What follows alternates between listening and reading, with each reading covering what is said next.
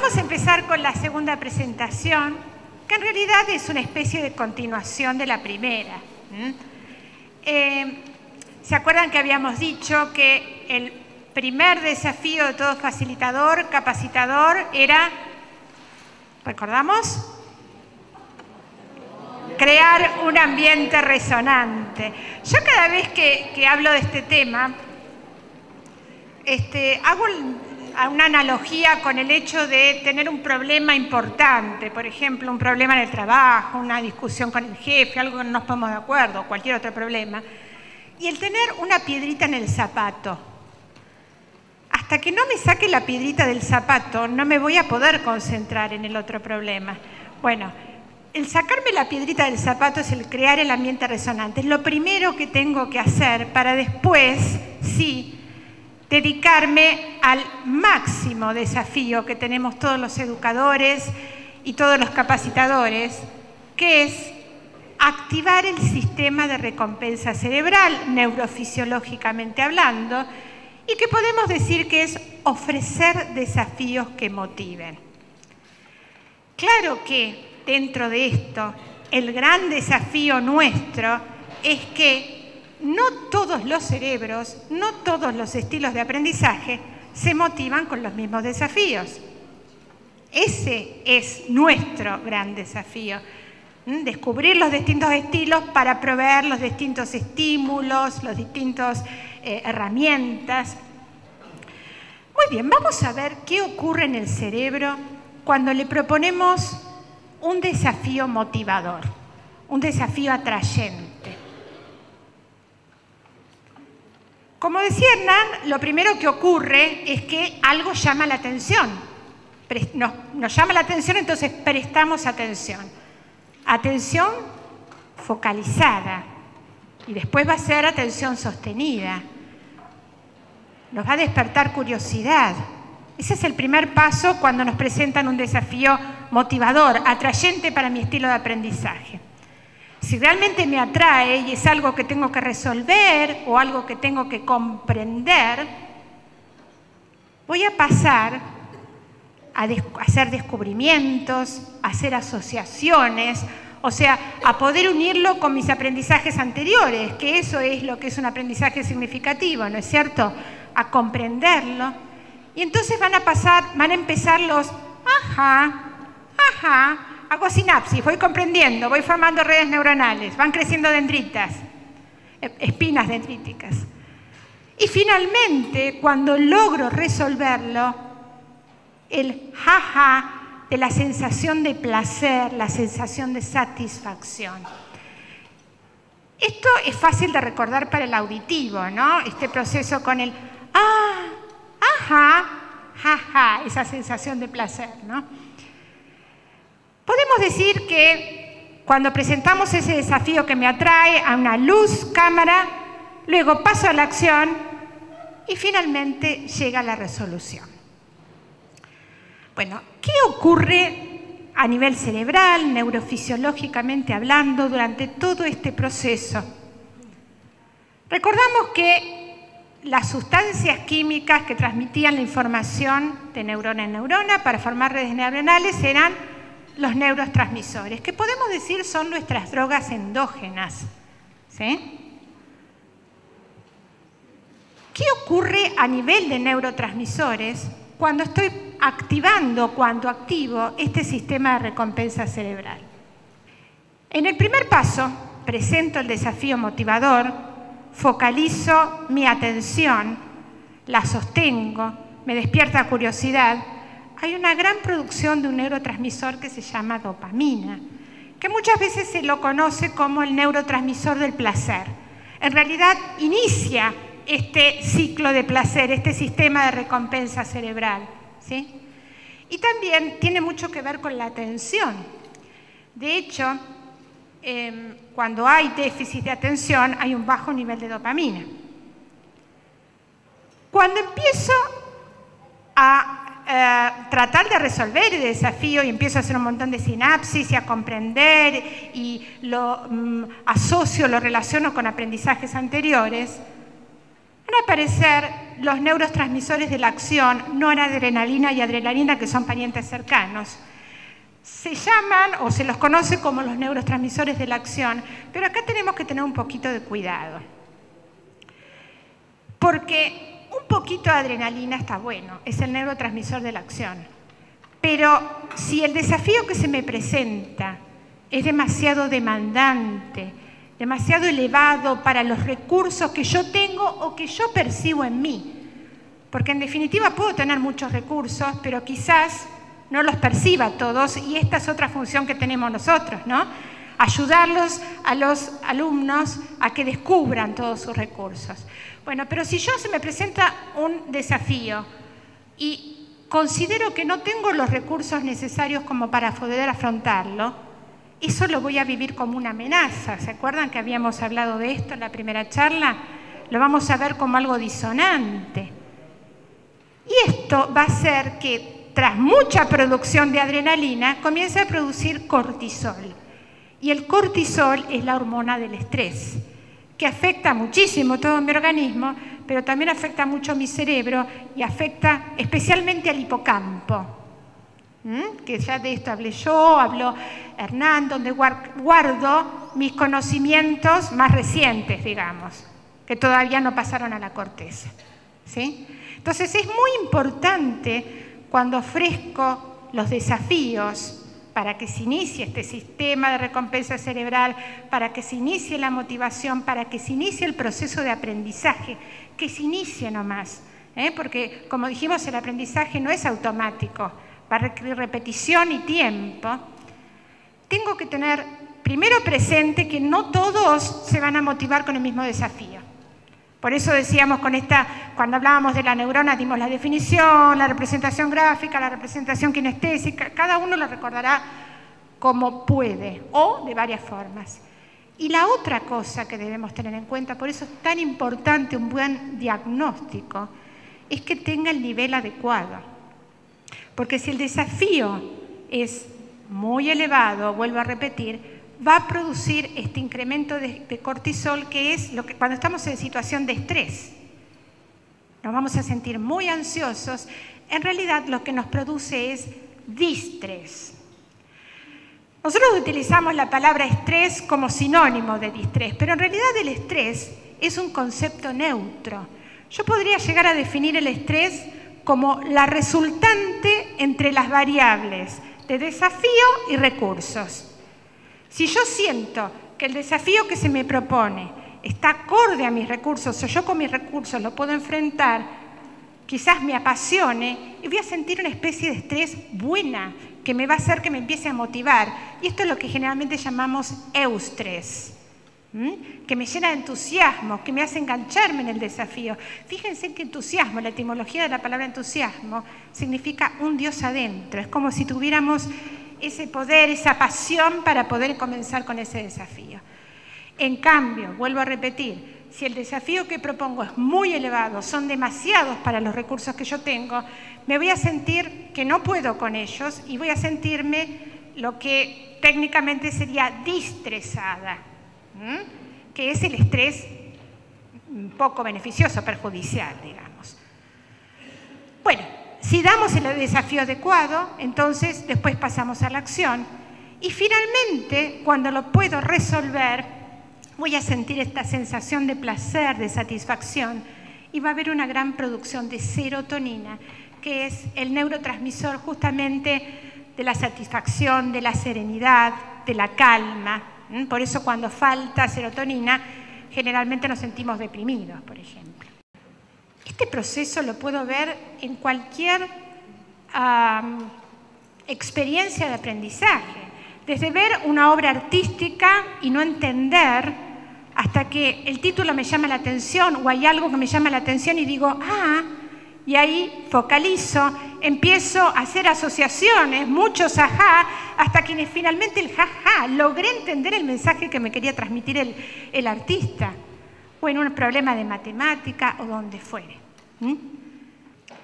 Esto mismo, para repetirlo con novedad, lo vamos a dar con un acrónimo.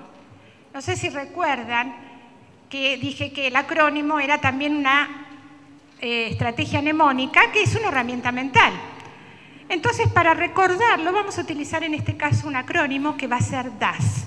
Recordemos que el acrónimo es el formar una palabra nueva con la primer letra de cada palabra, como por ejemplo puede ser SIDA, como puede ser la palabra radar. Podemos inventar acrónimos. Y ahora vamos a ver cómo inventamos este acrónimo DAS.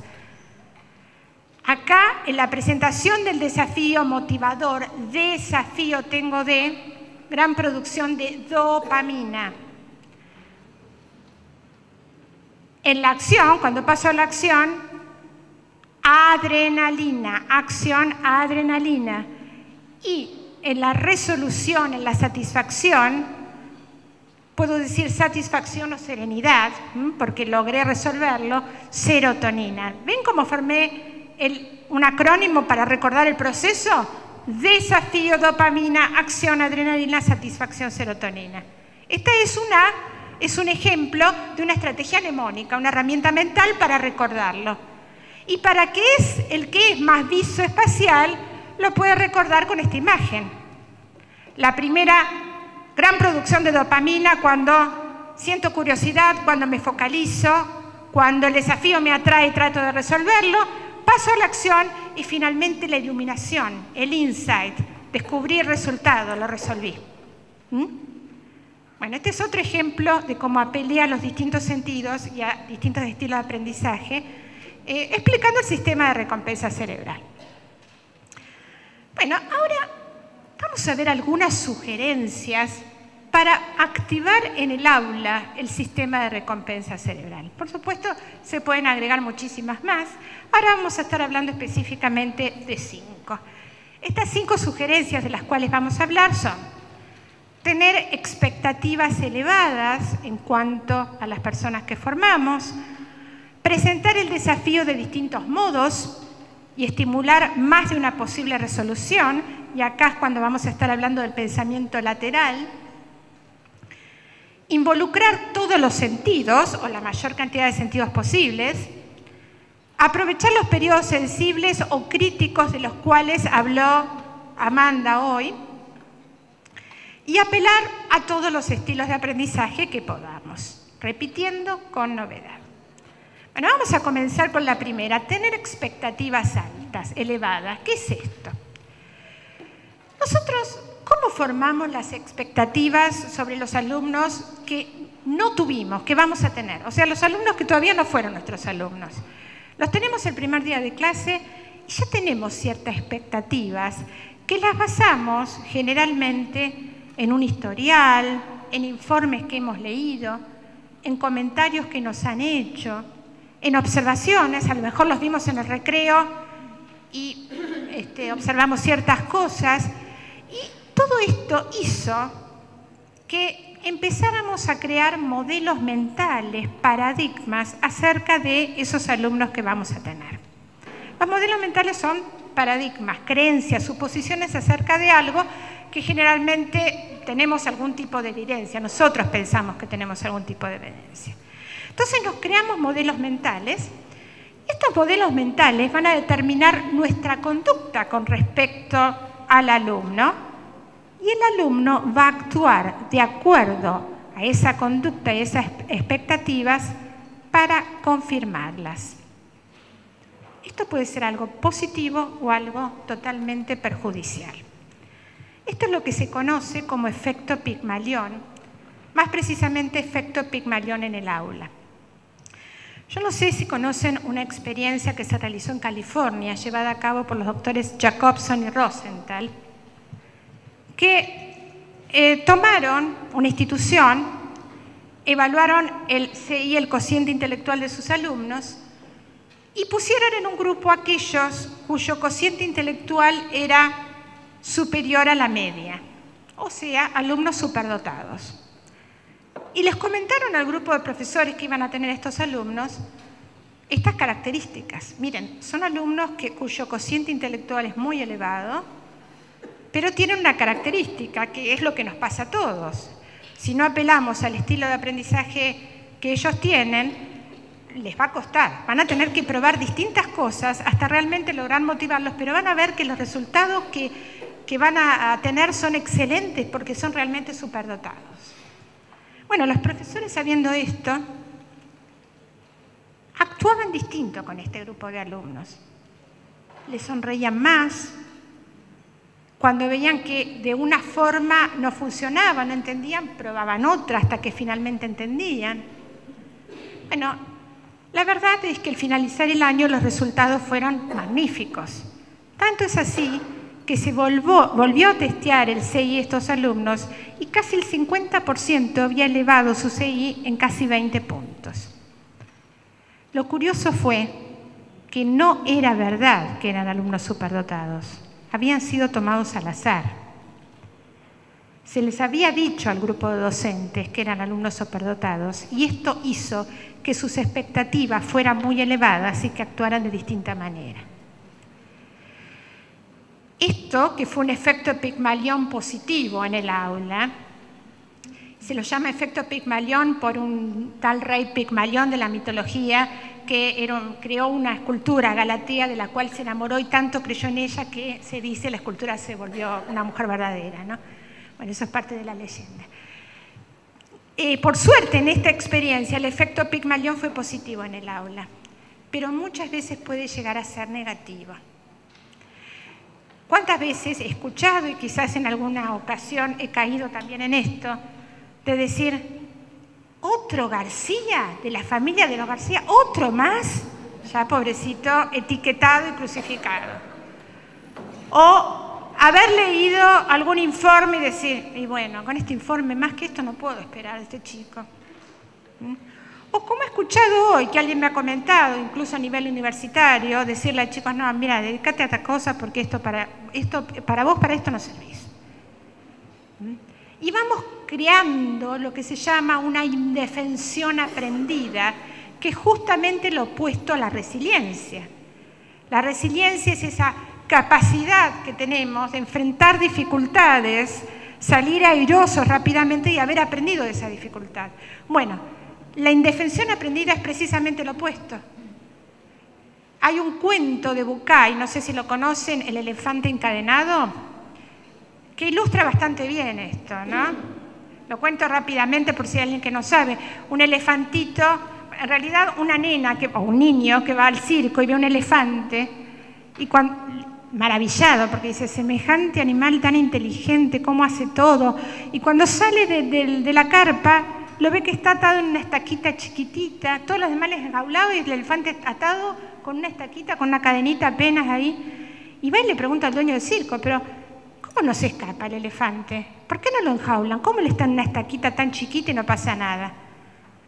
Y no sabían contestar al principio, hasta que finalmente encuentra a la persona que le da la respuesta correcta.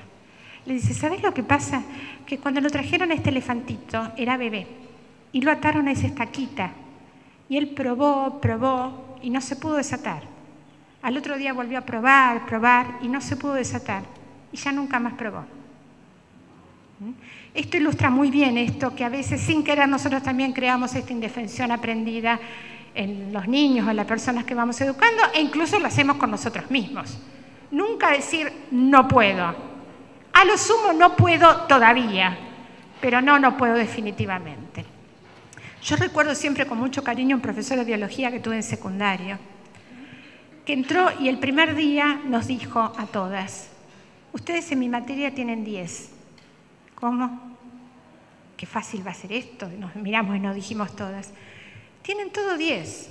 De acá a que lo conserven hasta el final del trimestre es cuestión de ustedes.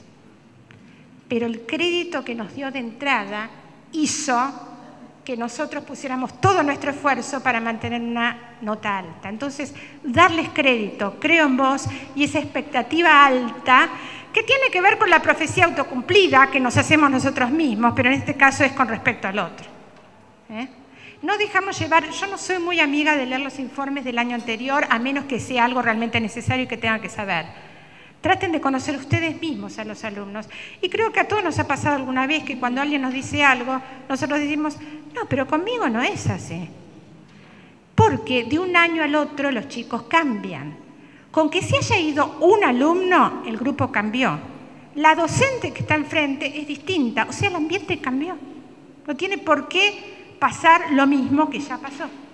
Bueno, entonces esta es la primera sugerencia como para que pueda activarse este sistema de recompensa cerebral. La segunda es presentar el desafío de distintas formas y estimular más de una posible resolución.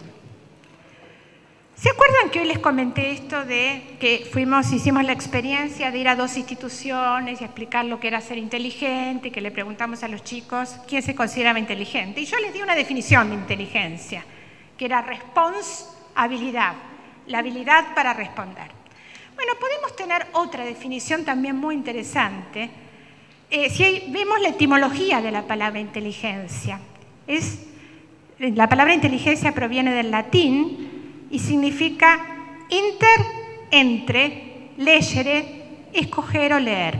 O sea, saber elegir entre varias alternativas, saber leer de distintas formas. Esto es ser inteligente también. Mi pregunta es, ¿les enseñamos a elegir a los chicos?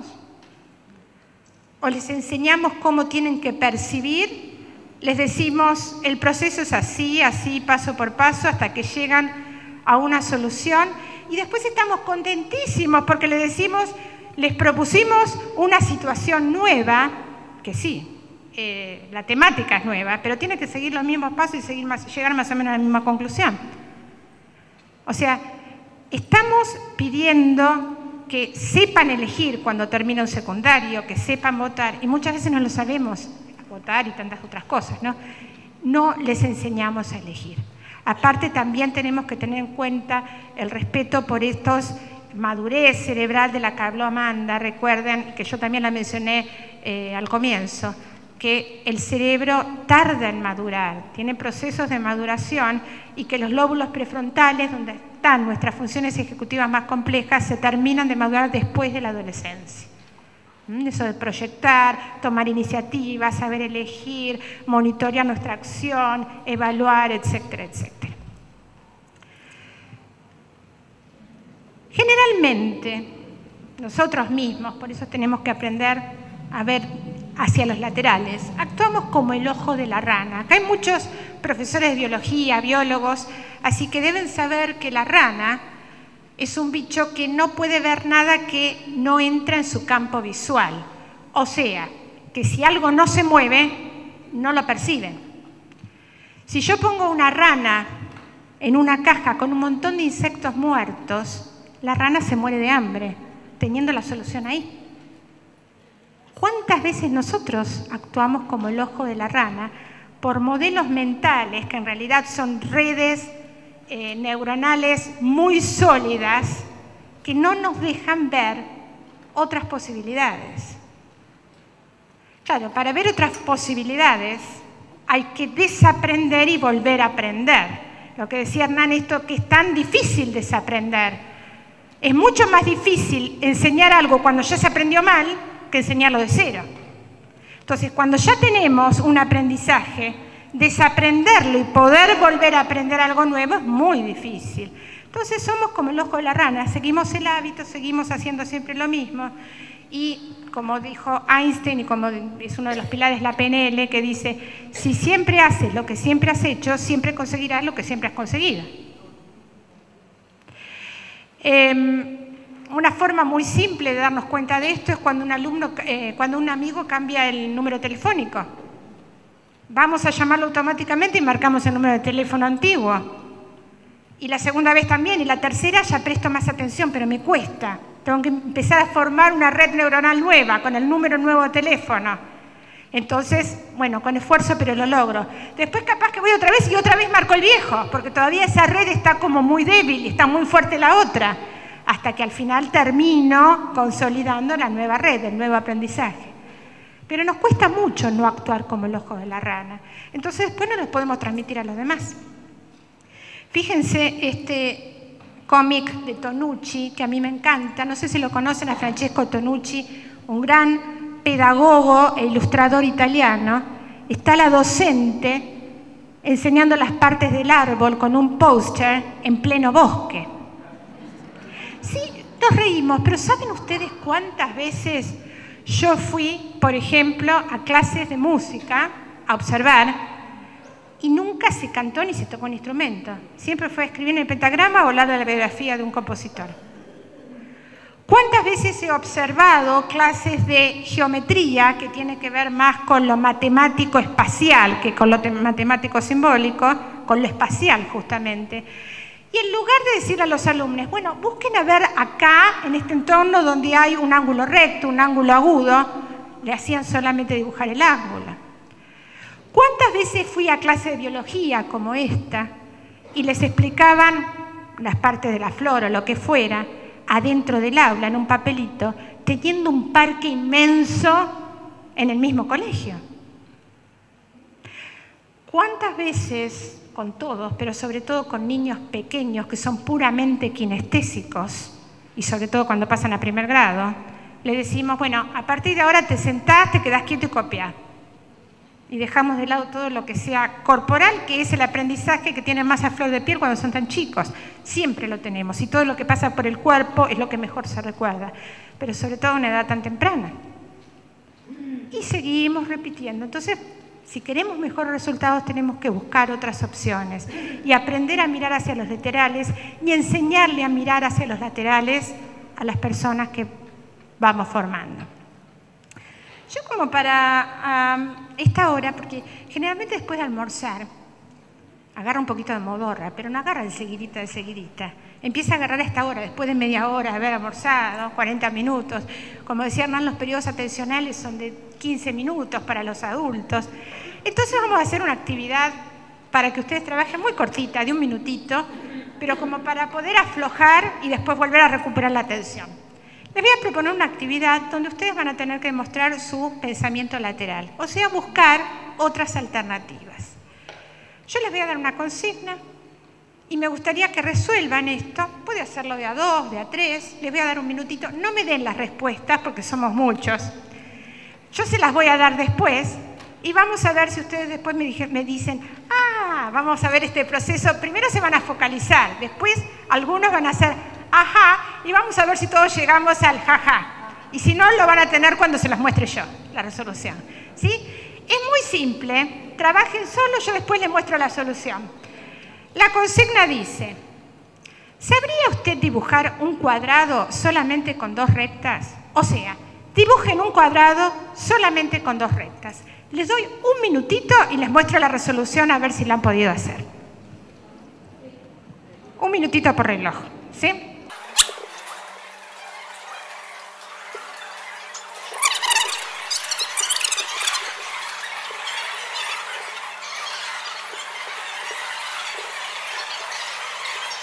Bien, acá me han mostrado si la hoja es esta, hicieron 2 rectas acá en una punta, bien. Les muestro estas otras opciones, a ver si alguno llegó a alguna de ellas. Esta es una. ¡Ay! ¿Cómo estoy escuchándolos? ¡Ah! Muy bien. Esta es otra. Y esta es otra. ¿Vieron cuando nos ponemos en piloto automático? Si leemos bien la consigna, ¿por qué no puede salir esto? Les doy una actividad más y seguimos con las sugerencias como para despertarnos un poquito. Pero esta, en lugar de trabajar, me gustaría que al revés. Apenas le termino de dar la consigna, quiero que me den la respuesta, en voz alta, todos. Pero la consigna es esa, que la contesten inmediatamente después que yo haga la pregunta. ¿Sí? Inmediatamente después. Aquí va. El padre de Renata tiene 5 hijas. Chacha, cheche, chichi, chuchu. ¿Cómo se llama la 4ª hija? Hubo varias respuestas, pero la correcta es... Muy bien, Renata.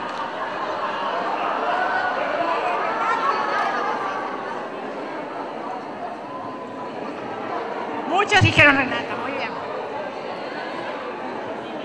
Una vez me pasó que nadie dijo Renata y muchos dijeron Chocho. Y salta alguien, levanta la mano y dice, ¿cómo chocho? No, yo dije, estaba a decir Renata, dijo, chocha, me dice. Bueno, muy bien. Esto es simplemente una forma de mostrar cómo muchas veces actuamos en piloto automático. Esto es una cosa muy simple, pero en realidad esto nos pasa a diario, de actuar en piloto automático y actuar como el ojo de la rana y no poder ver las otras alternativas, ¿sí? Y bueno, y después, ¿cómo vamos a enseñar a elegir o ver los laterales si no los vemos nosotros mismos? ¿Sí? Esto tiene que ver con el pensamiento lateral. Primero, Guilford lo llamó pensamiento convergente y divergente, después de Bono lo tomó como pensamiento lateral y pensamiento vertical, y de Bono dice que el pensamiento lateral es como la marcha atrás de un auto. O sea, no podemos estar constantemente poniendo marcha atrás, no podemos estar constantemente pensando qué otra alternativa tengo, porque de hecho algunas respuestas automáticas nos sirven para la vida diaria. ¿Cuándo tenemos que sí o sí poner marcha atrás? Cuando estamos en una calle sin salida. No quedarnos mirando el paredón de la calle sin salida. Va a haber muchos otros laterales, entonces ahí ponemos marcha atrás y tratamos de encontrarlos.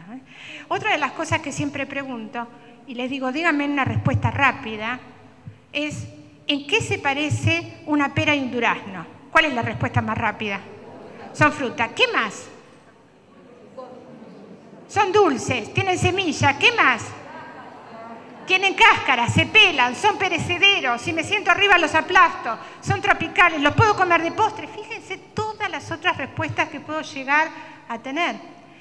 Y esto lo vemos mucho, o lo veo yo mucho. Ustedes saben que yo de base soy profesora de inglés y hay exámenes internacionales. En uno de los exámenes que se les hace a los niñitos muy chiquitos, se les pone el odd one out. O sea, al averiguar, se les muestra 3 dibujos muy similares y uno que tiene una diferencia. 4, uno es distinto y los otros 3 son parecidos. Y ellos tienen que decir cuál es el distinto y por qué. Nunca eligen el que yo pienso que van a elegir, que para mí es lo más evidente distinto. Encuentran otro y me dan una explicación muy coherente.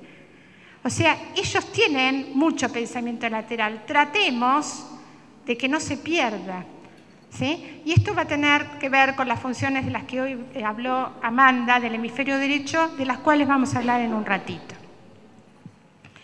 Bien, tercera sugerencia, involucrar a todos los sentidos o a la mayor cantidad de sentidos posible. ¿Por qué?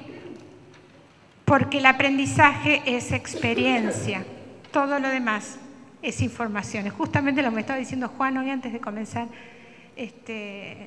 la charla esta. Y esto tiene que ver también con lo que dijo Amanda. La información, si damos contenido, eso es información. Tenemos que apuntar a las competencias y pasarlo por la experiencia, ¿sí?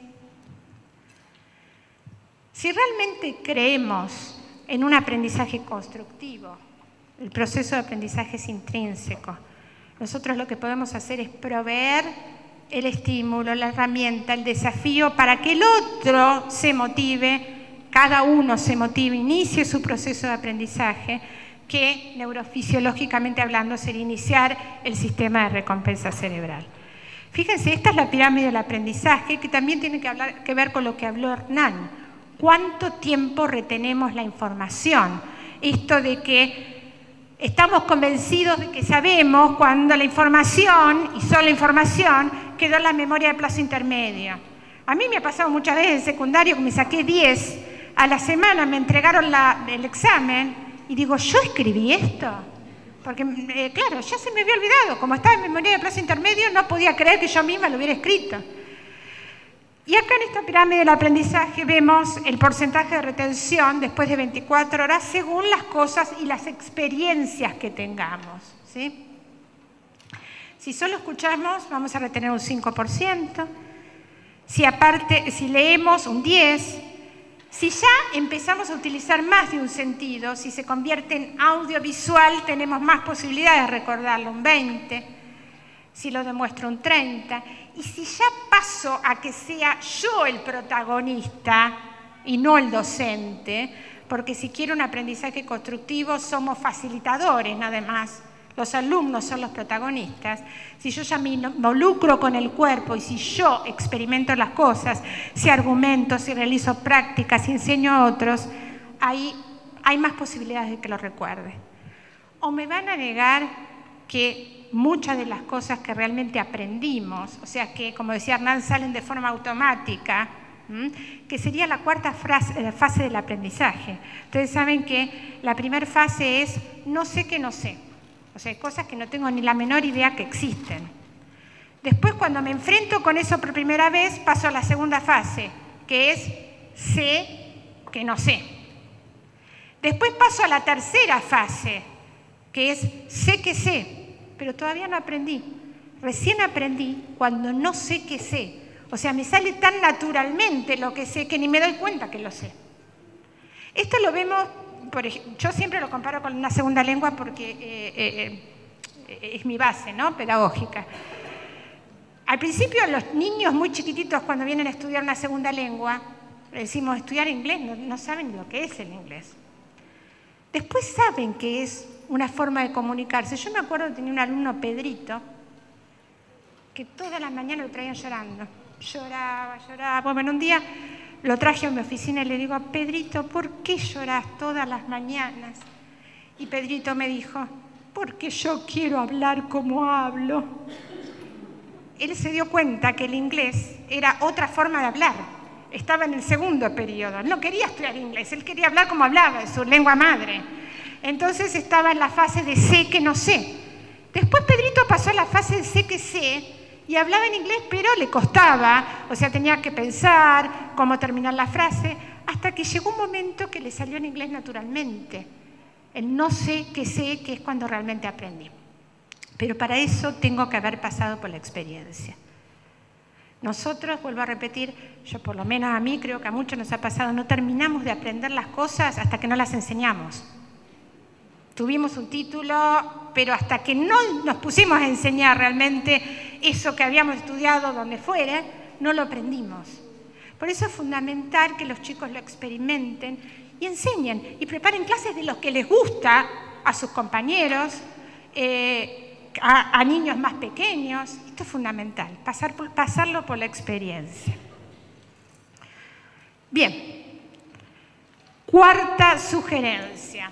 El aprendizaje tiene periodos cruciales que hoy Amanda llamó periodos críticos.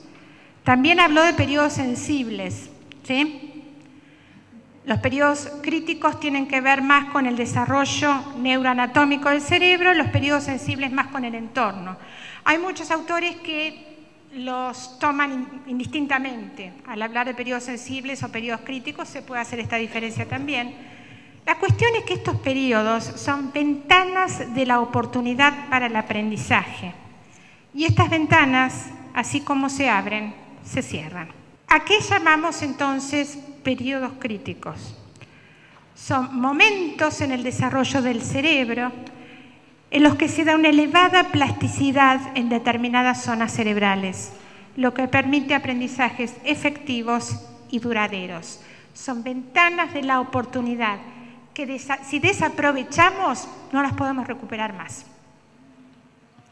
Yo también, pasándolo a mi campo base, podría decir que el que no se expuso a una experiencia bilingüe frecuentemente antes de los 8 años, por ejemplo, no va a llegar nunca a ser bilingüe, por más que pueda aprender otro idioma.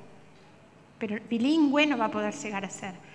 Y hay periodos críticos para casi todos los aprendizajes, para casi todos, ¿sí?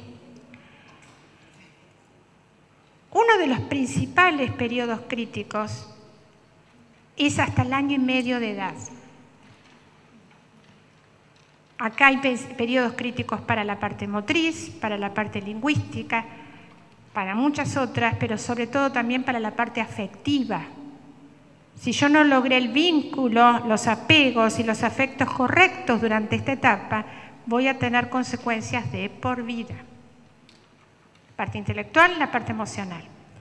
Fíjense, acá tenemos las neuronas de un recién nacido, neuronas de un bebé de 3 meses, la representación, ¿no? Y las neuronas de un niño de 15 meses.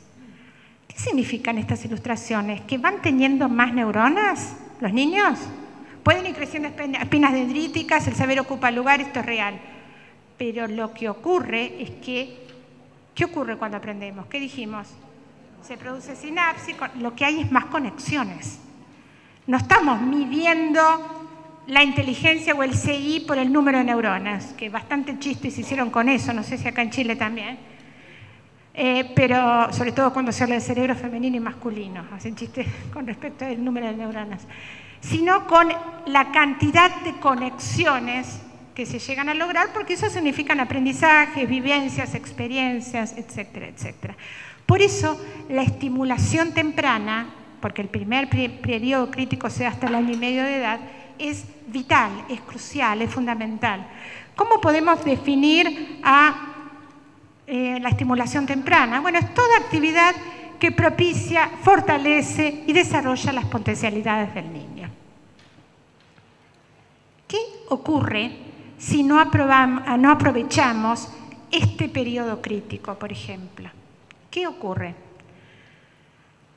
Del número de neuronas que tenga el individuo a nacer, que no son menos de las que tiene un adulto, Los niños a nacer tienen la misma cantidad o más que los adultos, ¿sí? Solo las que se conecten en los principales periodos críticos será el número de neuronas que tendría para toda la vida. Las que no se usan, mueren.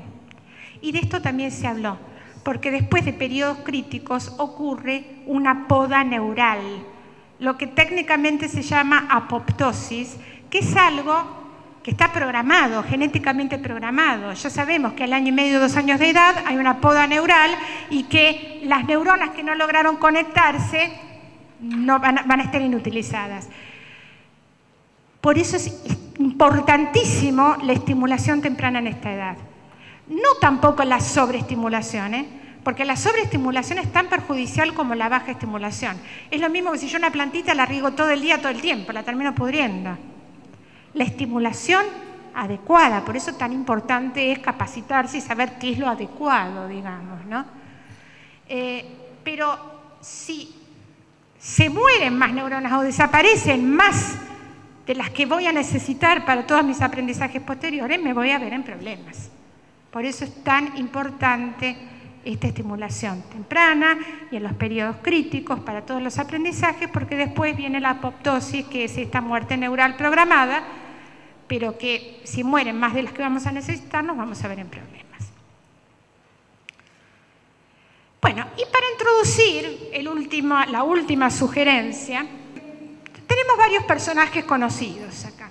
¿Qué pueden llegar a tener en común estos personajes? A ver.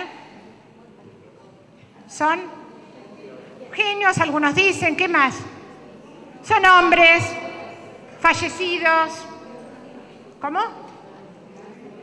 Crearon algo. Bueno, podemos tener muchas cosas en común. Yo les voy a decir otra cosa que tuvieron en común. Sus docentes pensaron que no eran inteligentes. Ojo con los que pensamos nosotros ahora que no son inteligentes.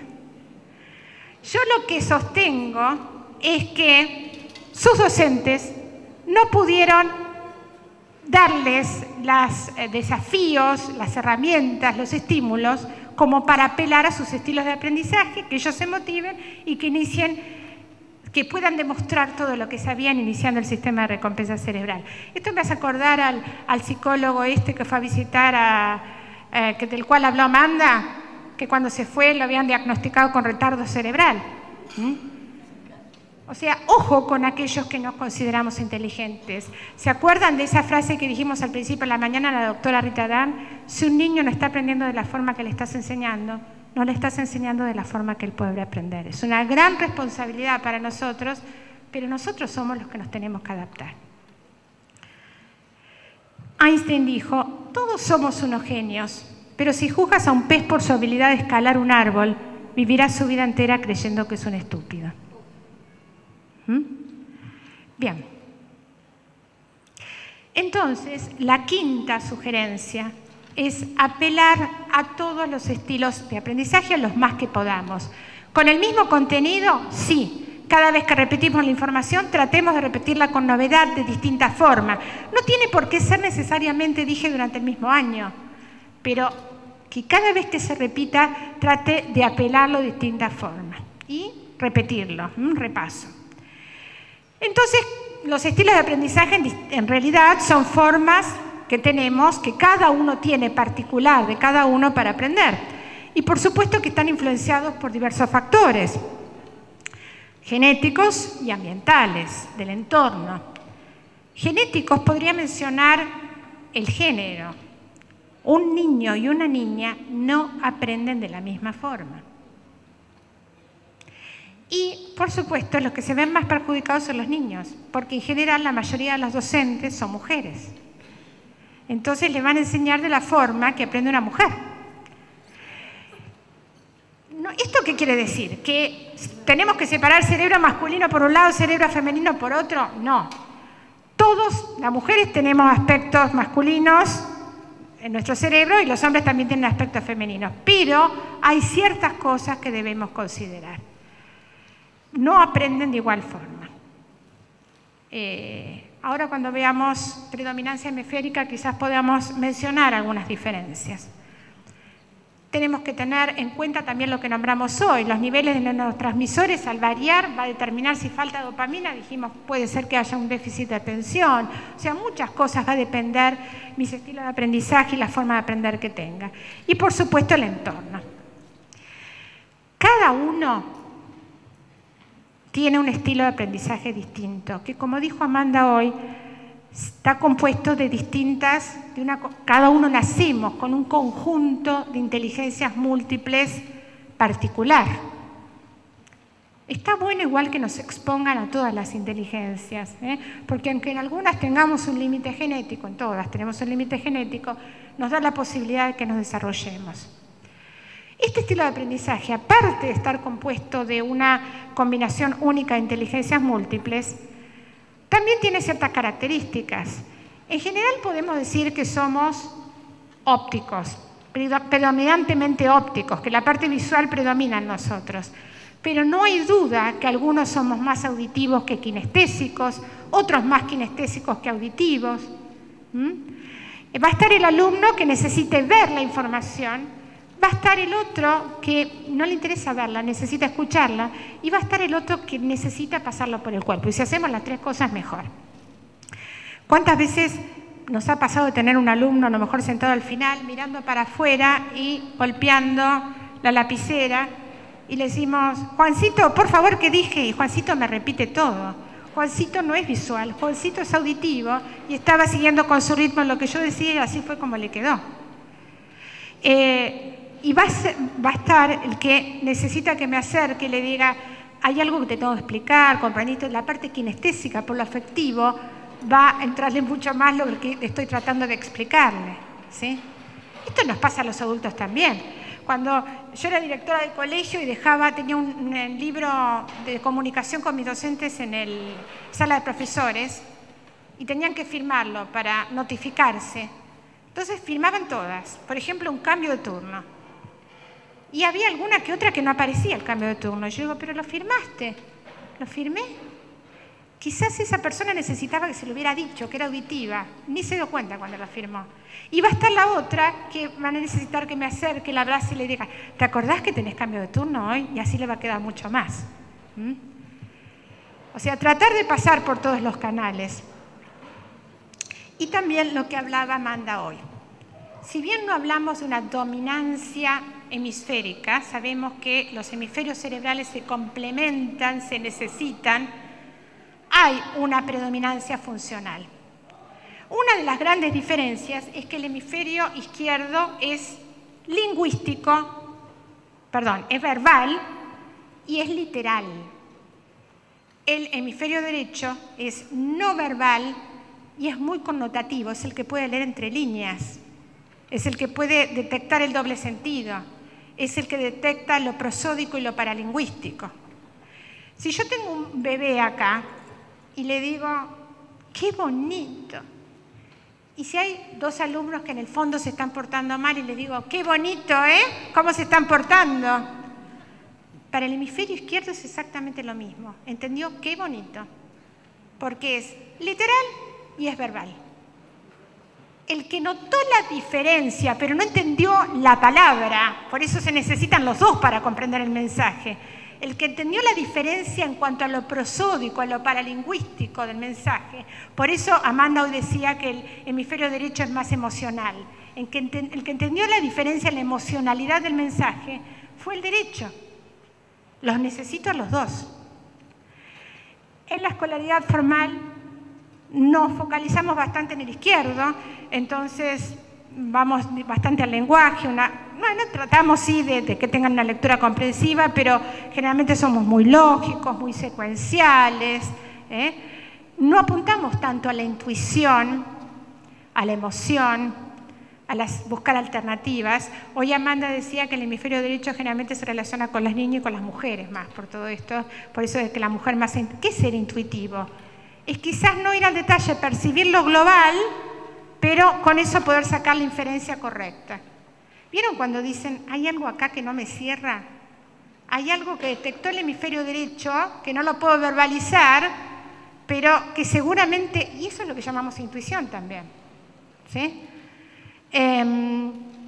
Bueno, el poder buscar alternativas, comunicación verbal, una percepción global, es connotativo, es el que sabe leer entre líneas, es el que sabe leer de distintas formas. Entonces estamos apuntando a la segunda definición que dimos hoy de inteligencia. Muy bien, entonces todo esto compone los estilos de aprendizaje. Mis inteligencias múltiples, mi conjunto de inteligencias múltiples, ¿qué canal de representación sensorial es mi preferido? ¿Soy más visual, soy más auditivo, soy más kinestésico? ¿Cómo resuelvo los desafíos? ¿De una forma más secuencial, cosa por cosa, hasta llegar a una conclusión? ¿O veo más lo global, le presto más atención a lo no lingüístico? ¿Puedo buscar alternativas? Hay una frase de Perrenot que ilustra todo esto que venimos diciendo, que dice, si se brinda la misma enseñanza a alumnos cuyas posibilidades de aprendizaje son desiguales, no mejor o peor, desiguales, distintas, solo es posible que se mantenga la diferencia entre ellos, acaso que aumente, porque vamos a seguir beneficiando solo a algunos y descuidando a todos los demás estilos de aprendizaje.